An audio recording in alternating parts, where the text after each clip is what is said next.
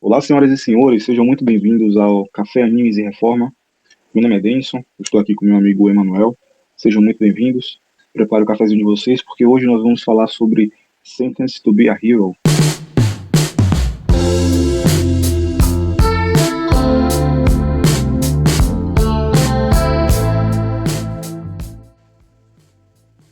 E aí, mano, você acha que é cedo para dizer que esse anime é a maior surpresa, a maior boa surpresa desse ano? Eu acho que talvez desse primeiro semestre, eu acho que é o anime mais promissor. O pessoal já estava de olho nele há um certo tempo. E os trailers que saíram, acho que pelo visual chamou muita atenção. Então acho que é uma bela surpresa, apesar de ter saído só o primeiro episódio. Acho que já ganhou, já me cativou um pouquinho. Tava olhando aqui que as notas desse primeiro episódio, tanto no IMDb, né, quanto na Anime List, são bem altas. Então, meio que superou as expectativas, né? Porque, apesar do trailer impressionar e chamar a atenção da galera, tinha um pouco de dúvida, né? Quanto à qualidade desse anime. Até porque ele é de um estúdio novo e pequeno, né? Chamado Estúdio Kai. Interessante que ele foi criado por ex-produtores do Wit Studios, né? E o Estúdio Kai, ao contrário da Wit Studios, de outros estúdios grandes, né? Como a Toei, como a Mappa, eles não conseguiram ainda emplacar nenhum hit, nenhum grande sucesso, né? Tem alguns animes ali que são bem feitos, bem estabelecidos, mas não chegaram a furar a bolha, né? Que não chegaram a se tornar pop. E aparentemente esse anime, ele conseguiu fazer isso, conseguiu furar a bolha. E tem cativado a galera aí. Sim, eu admito que toda essa dinâmica de estúdio, claro que tem os grandes estúdios que todo mundo conhece, a Toei, entre outros, que são famosos pelo seu catálogo, pela sua estética, seu visual, que a gente sabe que quando vem daquele estúdio é muito difícil ser algo ruim. Mas eu admito que como um mero mortal, eu não vejo muito isso. Eu sou muito mais do feeling que eu tenho do trailer.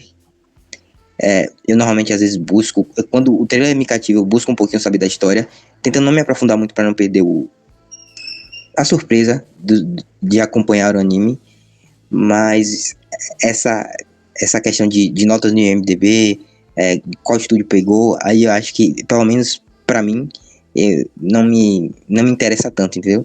Acho que talvez para quem é crítico, para quem se aprofunda muito nessa dinâmica, eu acho que deve ser tipo um sinalizador de que aquele anime vai ser bom, mas é muito difícil olhar essas coisas. Então, no caso, você prefere assistir no escuro confiando nas suas percepções, né? É meio que uma forma de deixar de lado as influências externas, né? Porque às vezes as influências externas podem fazer com que a gente vá achando que uma obra é tal coisa quando na verdade é outra. Ou então é boa, mas na verdade não é tão boa. Ou então diz que pode ser ruim, mas quando a gente vai ver é algo bom. Com exceção da terceira temporada de One Punch Man, que é uma porcaria mesmo.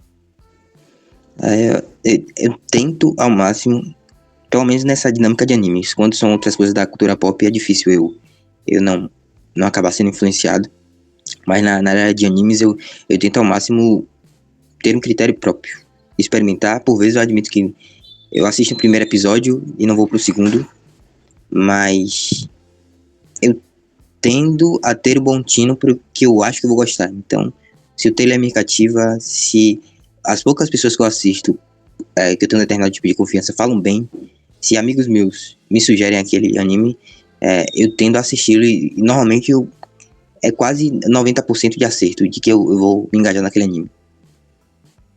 E com base nisso, o que é que você achou desse primeiro episódio? Eu achei que ele é um episódio bem de introdução mesmo, não um piloto.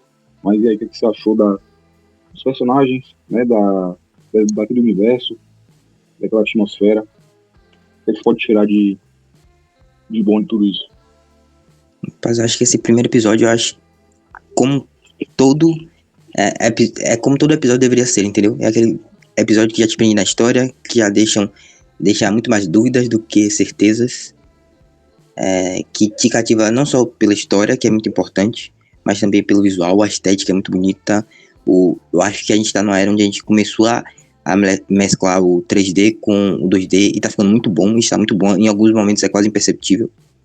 E esse primeiro episódio eu acho que eu gostei bastante. Eu assisti ele umas 2 vezes, 3, para conseguir pegar algumas coisas, fazer algumas anotações. Mas acho que as 3 vezes eu acabei me perdendo um pouco porque eu fiquei tão entretido que eu não consegui nem anotar muita coisa. Porque eu achei muito bom esse primeiro episódio. E passou muito rápido. Pra um anime que normalmente é 20, fui lá pra mais de 50 e eu tava ali muito entretido. Só pra situar a galera que não sabe nada sobre o anime, não assistiu, né? Ele se passa numa época em que ser herói é o pior castigo para um criminoso.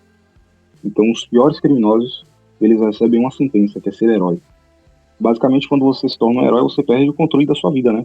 Porque você vira meio que um mercenário do Estado, da realeza, e você precisa fazer serviços como herói, serviços que envolvem arriscar a sua vida, né? Uma vida que não é mais sua, como forma de punição, né? O interessante é que, logo no início, o personagem principal, é o Silo, acho que assim se pronuncia, ele explica direitinho pra gente, né? Que ele é praticamente um cachorro numa coleira. Se ele fizer algo que os superiores não gostam, eles podem explodir a cabeça dele. É uma pegada bem... Esquadrão Suicida. Squad, né? Isso. Então, eles podem explodir a cabeça dele, porém ele não morre. Eles retornam, caso os superiores assim queiram. E o interessante é justamente essa parte. Eles podem retornar, porém eles perdem memórias, eles perdem parte da personalidade a cada vez que eles voltam. Então achei isso aí muito, muito legal. Apesar de algumas pessoas, eu vi algumas pessoas dizendo que a história é clichê, né? Mas eles pegam todo o simbolismo que para nós ocidentais são bons e transformam em algo ruim, porque pra gente herói é bom, né? A gente que cresceu vendo os filmes do Batman, do Superman, do Dragon Ball, o Cavaleiro do Zodíaco, a gente sempre quis ser herói. E aí vem esse anime e ele subverte o conceito de herói. No caso, o ser herói é um peso, é algo ruim, é um castigo, né? A questão das fadas, que tem no anime também, as fadas são monstros, né? Pra gente aqui, fada é algo bonitinho, fofinho, bom, mas lá fadas são criaturas monstruosas. Deusas também, tem a mitologia das deusas nesse anime, né? E as deusas, elas são uma arma, somente isso. Elas gostam de ser adoradas e tal, mas elas são praticamente uma arma, né? Então a gente acompanha esse personagem, Silo, numa missão, em que essa missão leva ele a despertar uma deusa e ele é obrigado a fazer um pacto com essa deusa. Porém, o crime pelo qual ele está pagando é justamente por ter matado uma deusa. E aí a história começa a se desenvolver a partir disso, né? Eu admito que eu concordo com a ideia de ser um clichê, porque assim, no primeiro momento que acontece o despertar lá daquela deusa, eu já sabia qual seria o plot final. Ou que ele teria sido traído por alguma deusa, ou que ele tinha acontecido alguma coisa. Que provavelmente já tinha acontecido um pacto, que ele já teve algum tipo de relação com alguma deusa. No momento que ele encontra os primeiros cavaleiros sagrados ali, era meio óbvio e fica implícito que ele também já foi um cavaleiro sagrado.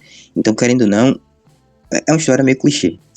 De um cavaleiro caído, amargurado, porque aquilo que ele quis tanto proteger, de alguma forma se voltou contra ele. Ele foi apunhalado de alguma forma. É um clichê, mas o fato de ser um clichê não tira o mérito quando o clichê é bem feito.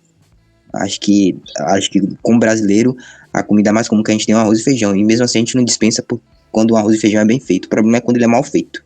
Porque além de ser um clichê mal feito, aí perde totalmente o interesse. Mas a história é bem divertida. Acho que o mundo, toda a estética, como se fala das fadas, que na verdade são demônios.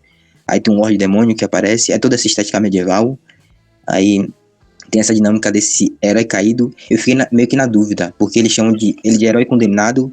Eu não sei se todos os heróis seriam pessoas condenadas ou se existiriam heróis bons e heróis condenados.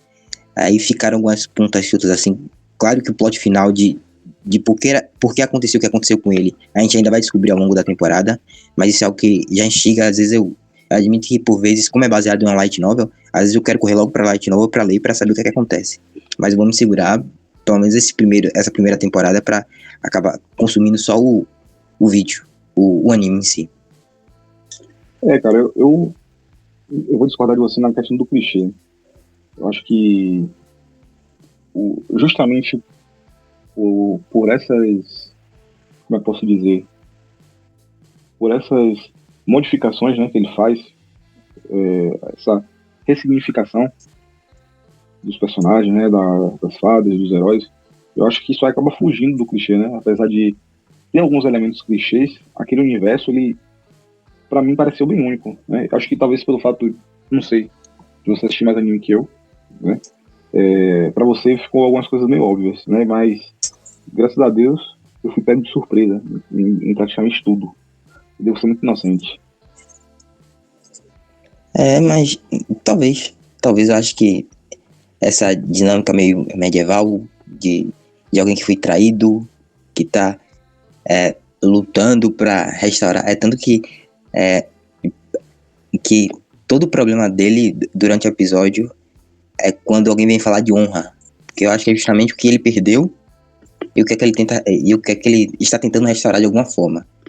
Então, pra mim, acho que como eu disse, não tiro mérito, acho muito bom, mas os plots, meio que pra mim, eram meio óbvios o que ia acontecer, tanto que o que vai acontecer pra frente, provavelmente, pra mim vai ser óbvio, provavelmente a interação dele com a deusa vai ser de alguém que está extremamente amargurado e ferido pelo que aconteceu com a antiga deusa, ele teve relação, e com essa nova ela vai ter que trabalhar com ele, aos poucos ele vai amolecendo, até no final ele tem um laço tão forte com essa quanto ele teve com a anterior.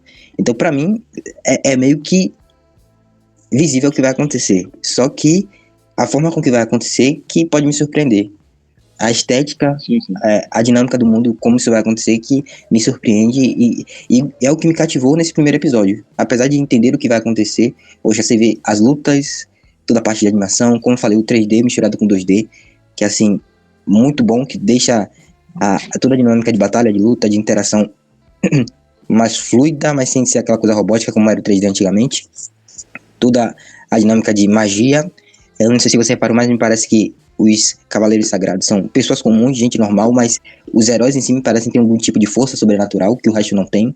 Mesmo aquela capitã, sendo talvez um posto mais alto ali dentre os Cavaleiros Sagrados que ele interage nesse primeiro episódio, ele era claramente a pessoa mais forte. Ele saltava mais alto, ele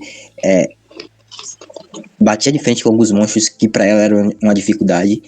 Então toda essa dinâmica, toda essa mística, acho que me interessa bastante e eu tô já querendo saber assistir já o próximo episódio, entendeu? Eu acho que são coisas que serão respondidas nos próximos episódios, né? Porque eles têm habilidades sobre-humanas. Uma coisa que me cativou também foi o fato do design dos vilões, né? Aquele boss lá no final do episódio, eu achei muito legal o design Lorde dele. Demônio. Isso. É interessante também, né? Porque a gente vê que existe infecções demoníacas que vão se alastrando por esse mundo, né? E forças demoníacas começam a tomar conta de tudo, né? E basicamente são os principais vilões desse universo, né? E assim como ele derrotou esse Lorde Demônio, existem vários outros. E muito provavelmente ele vai trombar com alguém muito forte aí. E a relação com a deusa, como você mesmo disse, né? Vai acabar se estreitando. E é uma parada, eu não sei, minhas referências são meio malucas, mas meio The Last of Us, né? Aquele vírus que o Lorde Demônio vai e pega o sapo, aí transforma o sapo em demônio. Aí tem um momento que ele pega aves e as aves ficam meio demoníacas. Então é uma parada meio de um vírus que esse Lorde Demônio vai e infecta os animais ao redor e eles se tornam a sua infantaria, que vai indo em direção aos Cavaleiros Sagrados que estão ali tentando frear o avanço desse Lorde Demônio. Então, essa foi muito massa, tudo aí. É aquele anime que também, em alguns frames, assim, que você pode pegar e transformar em wallpaper, porque às vezes eu dava umas pausas assim pra ver algumas coisas e assim, nada se perdia. Tá muito bonito. A animação tá muito fluida. A questão dos poderes também achei muito interessante. Eu não entendi se eram cristais, se eram líquidos, mas tinha uma varinha de raio, tinha uma catapulta que usava raio.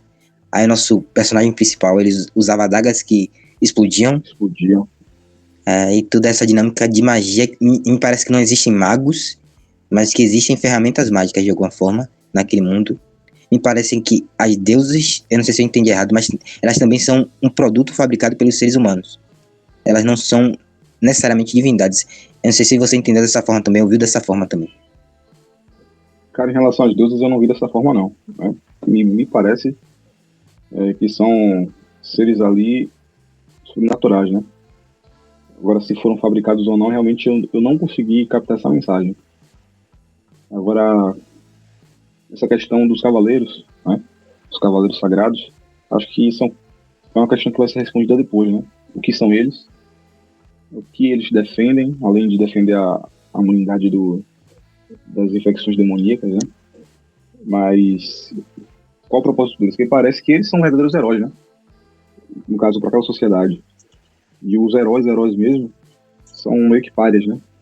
São vistos como os criminosos, escória. Agora, eu fico realmente impressionado como, de novo, né? Vou ser um pouco redundante aqui, como o autor, ele ressignificou tudo, né? E para mim ficou muito interessante isso. É uma perspectiva diferente. Porque, assim, nessa sociedade, o herói, ele é um indivíduo da pior espécie.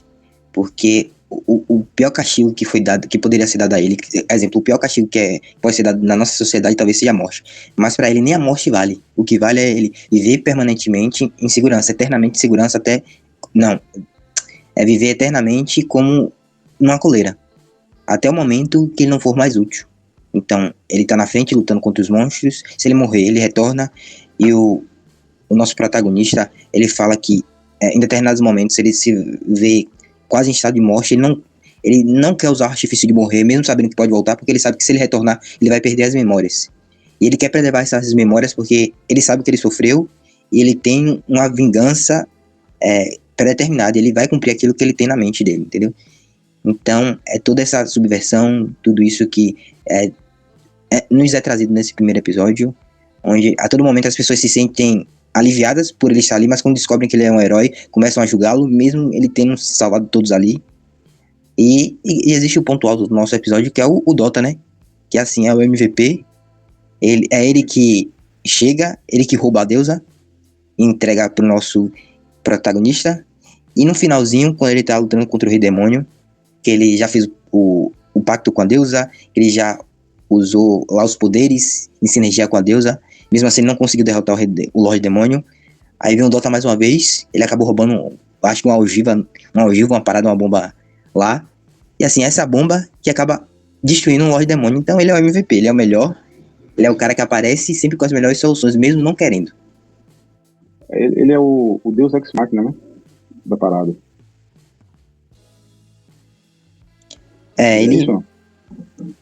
Ele é um pouco. O Deus Ex Machina é aquela, quando tudo parece perdido, ele vai lá e aparece e tira uma solução meio que por debaixo da manga, né? Rapaz, pode ser, mas eu sempre vi, talvez errada, de forma errônea, mas eu sempre vi um Deus Ex Machina como um artifício de roteiro para resolver uma solução que é quase impossível de resolver, e esse artifício não necessariamente ele é meio que tirado do nada. É uma questão divina, é um poder aleatório que aparece. Eu não sei se ele se enquadraria nisso, mas ele é aquela gag cômica que, exemplo, trazendo outro anime, que é o do One Piece. Lá a gente tem um determinado personagem que ele, pra nós, ele é uma chacota, mas dentro do mundo, ele é um maioral porque ele esteve no momento certo, no lugar certo. Que se não fosse por isso, ele seria tirado pra nada. Os fãs de One Piece vão saber quem é. Ele tem um narizinho vermelho. E o ponto é que, no caso do Dota, ele é esse artifício cômico de assim, ele é um cara desastrado, ele também é um outro herói, que é colocado que é apresentado nesse primeiro episódio, e ele é meio que um ladrãozinho. Ele é aquele cara que, ele tem a mão nervosa, tudo que ele vê, ele quer pegar de alguma forma. Então, na verdade, o início do anime, desse episódio, nada mais é do que ele correndo das fadas, no caso desses demônios que estão atrás dele, com uma caixa enorme nas costas. porque ele simplesmente encontrou essa caixa, roubou ela e tava correndo. Ele poderia dispensar e talvez ele corresse mais rápido e conseguisse fugir. Mas só que, poxa, foi algo que ele conquistou de alguma forma, então ele não ia sair dali sem um tesouro dele. Então acho que são esses momentos, são essas gags, algo que deixa o episódio em determinados momentos muito mais leve, entendeu? Muito mais... me tirou risadas genuínas em alguns momentos. Então é isso aí. Vamos aguardar as cenas dos próximos capítulos, né? Muito obrigado a você que está nos ouvindo aqui até esse momento. Se você gostou, dá o like, compartilha o canal, comenta aí o que você achou desse episódio e até a próxima. Tchau, tchau.